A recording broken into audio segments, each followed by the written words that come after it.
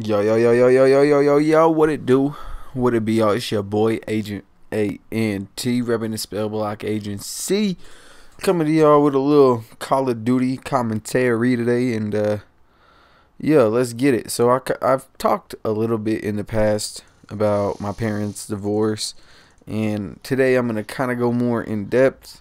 Kind of just from the things that I remember happening and kind of how things are today now that I'm older and grown up and can kind of understand more of what was going on then. So let's get right into it. So from what I remember, my parents' relationship was always kind of volatile.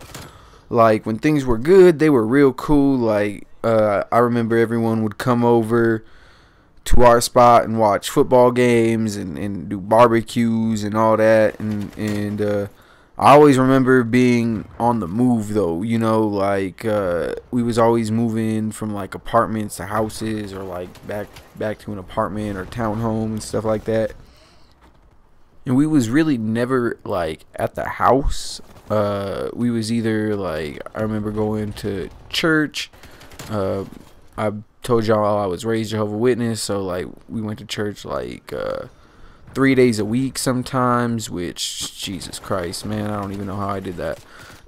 But yeah, it was different. It was definitely different growing up with a parent who was very religious versus a parent who was not religious in any of his activities at all, we'll just say. And me and my younger sister, we went to daycare for most of our lives, like during the week type shit, like before and after school daycare. My mom worked Monday through Friday. She still do. My mom still got the same job. Always held down a steady job. Even took a second job, working for a little tax place. Yeah, my mom was always working, always supporting the fam for real. My dad never really kept like a steady job. It's not like bro, my dad would get fired jobs, no cap, but he just would quit or would get fired or just dumb shit. So that's that's kind of why we moved around a lot, and not only just moving houses. Like I said, we would be like going to church 3 days a week, and then like we would be going like with my dad doing his little missions and doing his thing.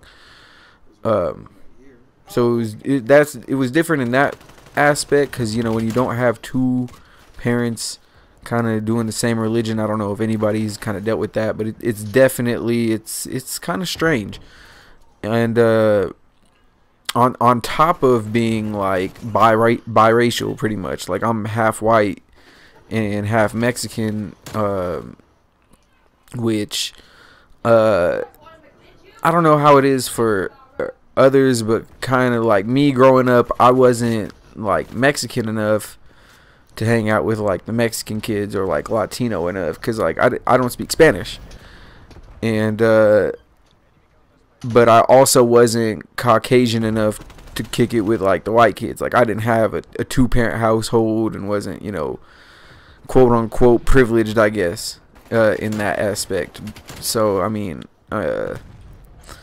yeah, it was definitely different growing up. But I mean, everybody kind of has a different background, I guess. No one really grows up the same unless you kind of grow up rich, because I know some people grew up with two parents and they didn't even have like the best time growing up. Like mom and dad might stay together, but they fight all the time or whatever. But that was just me, kind of. And even like within my family, even like we're the only mixed kids pretty much. Like my dad got with and married a white woman, and we're the only half white ones. His brothers had white or had Mexican kids with so they kind of always, we was kind of treated different within our own family, kind of just because we weren't pure whatever, we wasn't full Mexican, it just weird, because like even my full Mexican family, the family that is full-blooded Mexican, they don't speak Spanish. So it's kind of like y'all like to have this like superiority complex over having like pure blood, but y'all don't even like, or we not, me personally and my family, like we not from Mexico. We not foreign. We just got a foreign last name, and like our ancestors or, and you know, like great grandparents, great grandparents, like my grandma is from Colorado.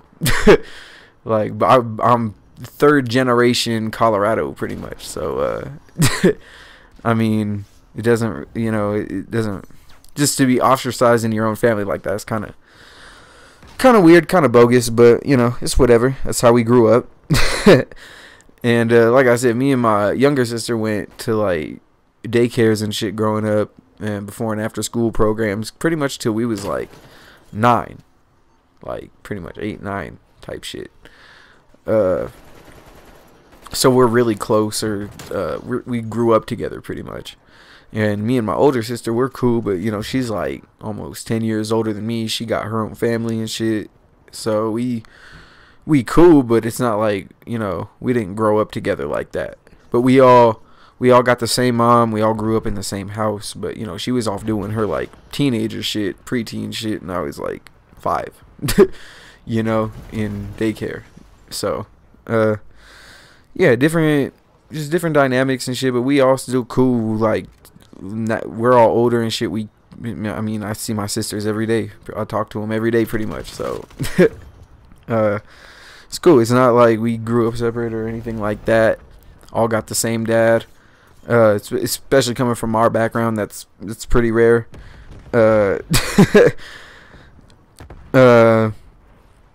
I'm the only boy that I know of. I mean, my dad was off doing his own thing, doing drugs and, you know, just living his quote-unquote best life. So, like I said, my mom really held it down. But, I mean, I was the only boy, and, you know, that's cool, because, you know, you do kind of get, you know, you're the only boy, ooh, yeah, but it's like, I didn't really have, like, a father figure. You feel me? So it's kind of like, okay, I kind of had to pick up manhood shit like on my own pretty much. You know, my mom taught me, you know, like how to, you know, treat women, of course. You know, growing up with 2, 3 women in the house, I know. But, you know, as far as like changing a tire, like I'm pretty sure like my mom taught me how to do that. You know, just, you know, taught myself how to shave, you know, just different stuff like that. I didn't really have no one to teach me. I had different father figures throughout my life to kind of teach me things here and there. But, you know, like I said, kind of just had to learn from my mom and sisters and pick up manhood shit as I went along. But I digress. Let me get back to this story. And so my dad did a little stint in the county jail like right before my sister Jewel was born. So while he was in there, I guess he started to smoke cigarettes, because like my dad smoked weed, of course, but you know, while you in jail, they ain't letting you smoke no weed. So of course he started smoking cigarettes. And sometime after that, he came home, and he really ain't realized or didn't really care that he had 3 kids and a loving wife at home. And my dad, like I said, was just trying to live his best life, and it cost him dearly, because he was out here running the streets and trying to be the toughest dude in the streets, and that was more important to him than being like the best dad he could be. And he got addicted to drugs and was cheating on my mom and abusing her verbally and physically, and all that combined, of course, made their relationship toxic, of course. But I think the saddest part of all that is, I think if my dad could have changed his ways, he might still be with my mom. Maybe. But, you know, but he dug his grave for so long. And, you know, they was married for like 16 years. But they knew each other since high school type shit. So, like, you know, almost 20 years knowing each other type shit. Grew up with each other. It's like real love type shit. And you just kind of, like, threw it all away, bro. Like, that's the power of drugs, bro. It'll take your whole life. Even if you survive and live off it, you really just might lose your whole shit, for real. So I definitely learned I had good examples of what not to do, pretty much. You feel me? And so like I said, my mom served him with divorce papers and made him lay in the grave that he dug for so long. And my mom kind of she looked into potential suitors within her religion for a few years, and that didn't really work out. And my dad moved on quick. He moved in with a new girl before like the divorce was even final. And for a while, I didn't even really see him a lot.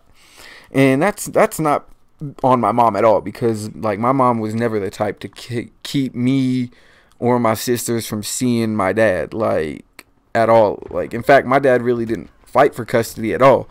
My mom was like open to letting us see him whenever, as long as it didn't interfere with school, of course, and shit like that. But like, I do remember the constant disappointment of my dad telling my sister and I that, oh, I'll come pick you guys up for the weekend and this and that, and then like he'd no call, no show.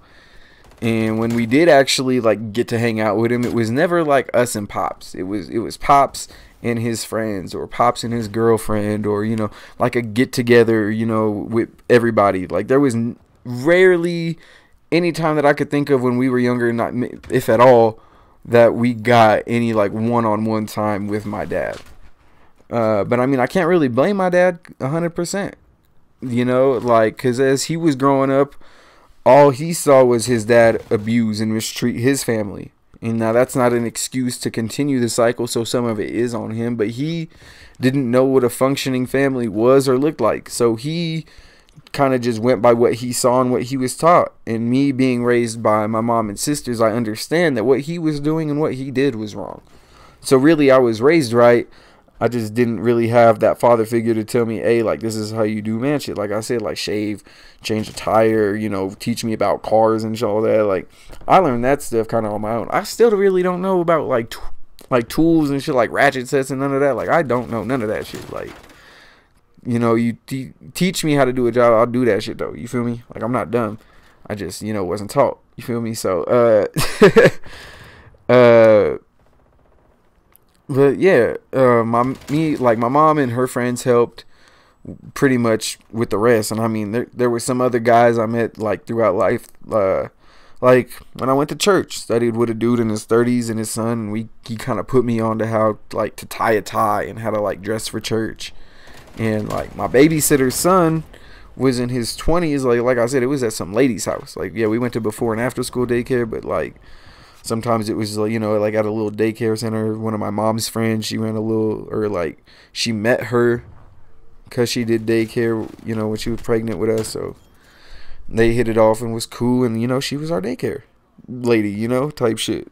So we got to grow up, in church you get to meet, a lot of different people. And then like in school, and especially, in daycare center, you're forced to kind of be around people of different backgrounds and forced to kind of get along with people you normally really wouldn't get along with. So, just, those kind of experiences kind of shaped and molded me too, of course. But, yeah, but like, my babysitter's son, he was in his 20s. I was started going when I was a baby, but I remember like 4 or 5 going to their house, and we would go, I went to their house to like 8 or 9, like on and off, and he kind of just took me under his wing. He would we would watch WWF and like old Pride tapes, and he was kind of like an older brother to me type shit. And some other shit went down, and I'll get into it in another video. But those two off the bat, those were father figures to me while like my dad was out, doing his thing. And there was a year or two I can remember, like I really didn't see my dad for like 2 years, maybe longer. And during all that time, my mom, like I said, kept her job. She'd been at her job for like 30 years. Always kept a roof over my head. Always went school supply and clothes shopping. Always on our field trips, all that. Like I've been said it. My mom is a saint. She might not be perfect, but that lady put that definition of mama bear on her back. Like I said before, I can only hope to pay her back a fraction of all that she's given me in my life. Like, for real. And, after all that, me and my siblings, we've been through, a lot. My older sister, makes bank and has, you know, she got a beautiful family.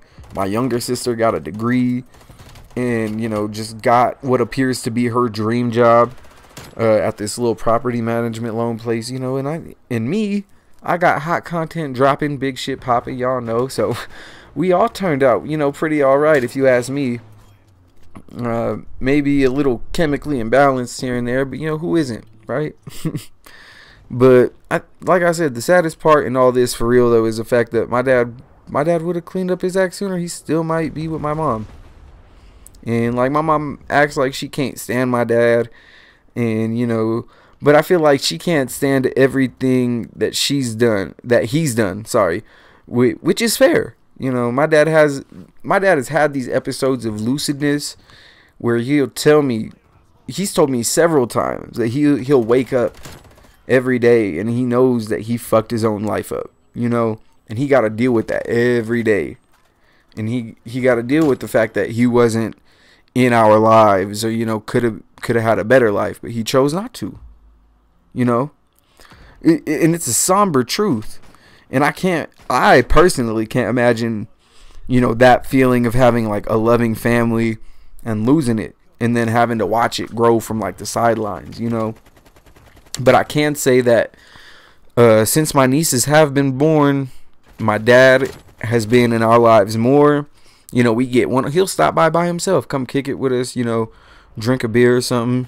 You know, everything kosher now. You know, as kosher as it can be. You know, when your parents are divorced, but he's at least trying, you know, and that's the thing, you know, he's at least making the effort, not really trying to make up for the past, but to be here for the present in his own special way, you know. Like, we spent the 4th of July at my pop's house with his little like step family that he been with, you know. He got a girlfriend he'd been with for over 10 years and stuff. They got 3 boys together, but you know, we spent 4th of July at his house, and it was a good little vibe. It was just fireworks. I went there with my sisters. My mama didn't come because she don't, you know, celebrate nothing like that, but it was me and my sisters, my older sister's little family they went with and all that. It was a good little vibe. And the irony in all this is his family that he got now, the 3 boys that his girl got, put him through all of the hell that he put my mama through 3 times over. And I can't even feel bad for the bro, because it's I mean, karma's not a bitch. I heard it's a mirror. I don't know who said that, but it's it's the truth. And karma let my pops personally design his own hell that he got to live with on earth. And for me, it's just as sad as it is. It's just as sad to watch as it is satisfying. You feel me? And it stands to me as an example of everything you're not supposed to do in a relationship or as a father. And it's just as sad that I had to gain more examples of what not to do instead of what to do. But again, you know, not everybody is as lucky to have my mom and that mentality. And, you know, some continue the addiction and broken home cycle, which I'm happy to say I don't have a kid yet that I know of. But when I do, I'm gonna do everything I can to have it with my wife, which I ain't got one of those yet. So yeah, I gotta get one of those first and, you know, make sure to try and keep her. And if it don't work out, you know, that kid gonna know who his pappy is. At least he is definitely on God. I'm not gonna be no deadbeat, nobody, you know. Definitely gonna know who I am. But anyways, y'all, that's the story of my parents getting divorced and how I plan on breaking the little cycle and all that. Hope y'all enjoyed the video. A little personal, but you know, that's, you know, gotta bare your soul sometimes. You know, that's, you know, nobody knows what it means, but it's provocative type shit. It gets the people going, you know. But yeah, I got like 5 minutes left on this video. So, you know what I'm gonna do my little smooth commentary. This is actually a pretty good gameplay that I checked out low key. I didn't watch it all, but I was going crazy with the PPSH. Okay, the PP go crazy in this game. Pause. But yeah, you see me got the revenge, stem shot, top back out. Oh my god, bro! I was feeling like an all pro player for real. If anybody watching this video, I need the Floyd Little. Somebody has to have it. The Floyd Little commercial where he's talking about it's an all pro move. I need that gif. Need it in my life permanently. I say that shit at least 10 times a day. Cause all I was doing, just all pro moves, all game. Well, except that. Don't look at that fucking piss poor grenade throw.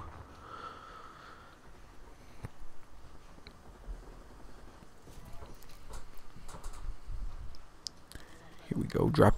I don't know why. I don't really use the assault pack no more, but I need to. Look at see. Be having skipping ass gameplay, y'all. Don't trip. Don't trip. That's gonna be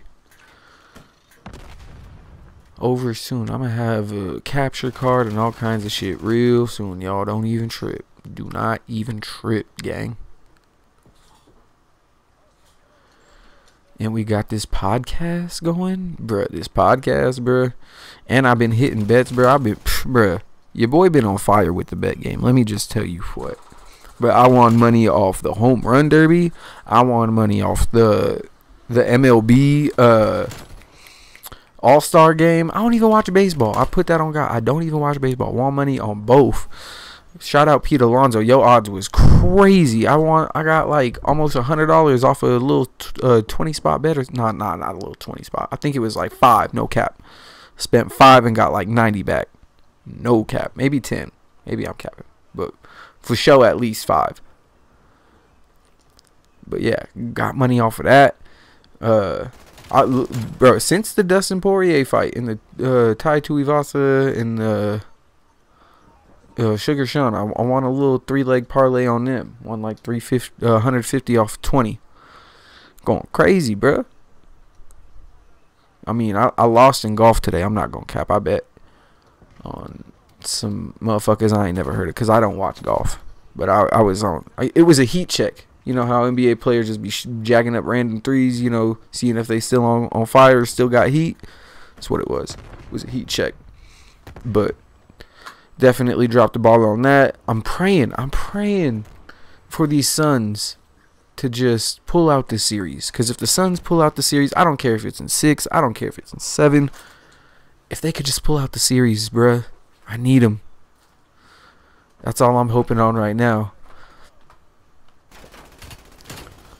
But I don't know. I don't think the Bucks could beat them at home. That's kind of what I'm banking on. If the Bucks take the next game, it's pretty much series over. Am I wrong or right? Because they got to go back to Milwaukee after that. Yeah. But anyways, y'all see me going crazy. This gameplay really be skipping my best kills. No cap, fam. Look, I'm seeing all of them line up on this UAV right here. They all above me. I'm like, watch this. Now, don't let me die. Please don't let me die on some goofy shit. Oh my god. Why? Why y'all let me do that to you, bro? Then I turn, bro, he didn't even see me. What are you doing, fo? At least they didn't skip out that part. But yeah. Hope y'all enjoyed the video. If y'all did, leave a like. Hope the Suns win it in 6 or 7. I don't even like the Suns like that. But they beat my Nuggets, so we got to lose to the best, right? That's what... Isn't that what happened last year? No, that's not what happened last year. At least I don't think so. No, we did. We did get beat by the world champions last year. But, you know, that's what happens. You know, we got to get beat by the greatest. Because next year we going to be the greatest. Especially if Jamal Murray don't get hurt. Look at that. 6th Street, TJX6, ANTX6. Baby, no. That's what I do. But, oh, God. Y'all smoke my homie. You got to pay for that. 7. But, yeah, leave a like. Leave a comment. I don't know. How was y'all's day today? I don't know. You ain't gotta leave a comment. I'm just capping. But at least leave a like, leave a sub, ring the damn bell. Stay tuned, because I got more hot content dropping soon. Look, I see that motherfucker sniping. I had to get the fuck out of there. Stim pack up, and then still got shot up. Damn. But yeah, what other bets is coming up? Oh, football season coming up. Y'all already know what it do, and I'm gonna try my hardest to do weekly NFL bets. Try my hardest. For sure, gonna have to do that. But stay tuned for all that. Cause I'm gonna just be doing my thing, kind of trying to create content and all that. Look at that, play of the game, MVP. That's what I do, baby. I went 30-9 or some crazy shit like that with PP. Oh yeah, look this pop out. Look at that. It's an all-pro move. Goofy, look at that with a sliver of health left. That's what I does, y'all. Game gang, we don't play SBA shit. But yeah, be safe out there, y'all. Don't get smoked. It's been your boy Agent A and T. I'm out. Peace.